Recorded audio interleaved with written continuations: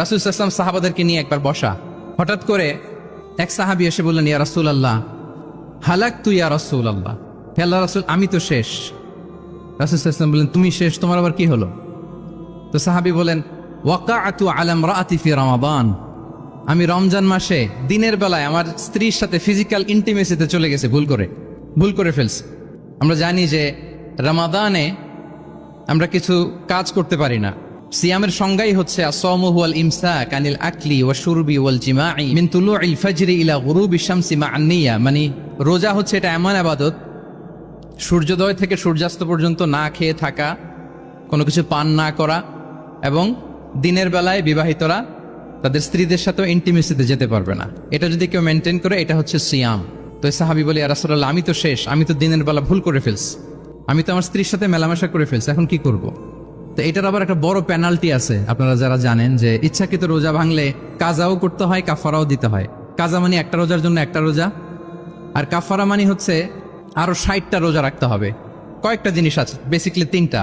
তো রাসূল সাল্লাল্লাহু আলাইহি ওয়াসাল্লাম তাকে বললো যে তোমার তো পেনাল্টি হয়েছে, তুমি তো বড় ভুল করে ফেলছো, তো তোমার কাছে কি এরকম কোনো দাস আছে যেটাকে তুমি আজাদ করে দিতে পারবা, মুক্ত করে দিতে পারবা, তাহলে পেনাল্টি আদায় হয়ে গেল। সে বলে, ইয়া রাসূলুল্লাহ না, আমার তো এত সক্ষমতা নাই, আমার কাছে তো কোনো দাস নাই। আচ্ছা দাস নাই, তো রাসূল সাল্লাল্লাহু আলাইহি ওয়াসাল্লাম বললেন তাইলে তুমি টানা 2 মাস রোজা রাখতে হবে, তাইলেও পেনাল্টি হয়ে যাবে, আদায় হয়ে যাবে, পারবা? সে বলে, ইয়া রাসূলুল্লাহ 2 মাস রোজা রাখা তো এটা কঠিন হয়ে যায়, ইটস নট এ জোক, টানা 60 দিন কি করে রোজা রাখ?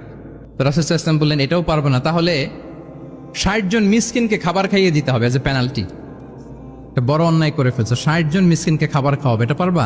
সে বলে, ইয়া রাসূলুল্লাহ এটাও পারবো না। তাহলে কয়টা অপশন দিয়েছিলেন রাসূল সাল্লাল্লাহু আলাইহি ওয়াসাল্লাম? আওয়াজ করে বলেন তো কয়টা? একটাও উনি পারবে না। দাসও আজাদ করতে পারবে না, 2 মাস রোজাও রাখতে পারবে না, 60 জনকে খাওয়াতেও পারবে না।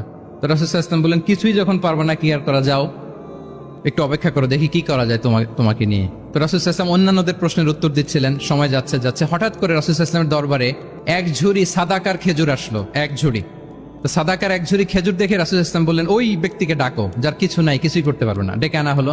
রাসূল সাল্লাল্লাহু আলাইহি ওয়াসাল্লাম বললেন যাও, তুমি তো কিছুই করতে পারবে না, এই এক ঝুড়ি চ্যারিটির খেজুর, সাদাকার খেজুর তুমি গরিবদের মাঝে বিতরণ করে দাও, তাসাদ্দাক বিহা, এটা বিতরণ করে দাও, তাইলে আশা করি আল্লাহ তোমাকে মাফ করবে। তো এই সাহাবী বলে, ইয়া রাসূলুল্লাহ আলা আফকারা মিন্না ইয়া রাসূলুল্লাহ, আমার চেয়েও গরিব কাউকে খুঁজে বের করে দান করতে হবে? তো রাসূল সাল্লাল্লাহু আলাইহি ওয়াসাল্লাম বললেন হ্যাঁ, গরিবকেই তো দিতে হবে। তো উনি বললেন যে রাসূলুল্লাহ পুরো মদিনার তল্লাটে আমার চাইতে গরিব কেউ আর নাই, আমি সবচাইতে গরিব।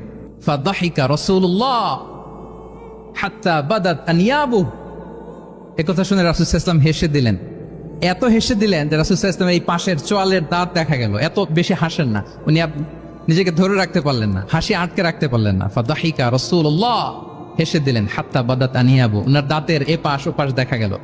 তো রাসূল সাল্লাল্লাহু আলাইহি ওয়াসাল্লাম বললেন যাও, দাস মুক্তি করতে পারবো না, 2 মাস রোজাও রাখতে পারবা না, তারপরে 60 জনকে খাবারও খাওয়াতে পারবো না, এখন দিলাম চ্যারিটির এক ঝুড়ি খেজুর, এটা গরিবদের মধ্যে দান করে দাও। তুমি বলো যে তোমার চেয়ে গরিব আর কেউ নেই, তো কি করা, যাও তুমি তোমার ফ্যামিলি নিয়ে এটা খাও, তোমার ফ্যামিলির মেম্বার্স যারা আছে এদেরকে নিয়ে এটা কি করো, খাও। দেখেন আমাদের সুবিধা অসুবিধাকে ইসলাম কতটা বিবেচনায় নেয়।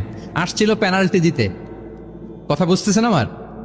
ওই সাহাবী রাসূল সাল্লাল্লাহু আলাইহি ওয়াসাল্লামের কাছে আসছিল কি দিতে, পেনাল্টি, এখন নিয়ে গেল কি, এক ঝুড়ি। আল্লাহু আকবার পড়বেন না? দিস ইজ আওয়ার ইসলাম, যেটা নিয়ে আমাদের প্রাউড ফিল করা উচিত। কি বলেন? আমাদের যে ধর্ম জ্ঞানের কথা বলে, আমাদের যে ধর্ম মানবতার কথা বলে, আমাদের যে ধর্ম এমন বিধান দেয় যেটা মানতে পালন করতে আমাদের কষ্ট হয় না, বরং আমাদের সুবিধা অসুবিধা বিবেচনায় নেয়, সে ধর্ম নিয়ে, সে ইসলাম নিয়ে আমাদের প্রাউড ফিল করা উচিত কিনা বলেন? শুনি নাই আমি, ইয়েস অর নো?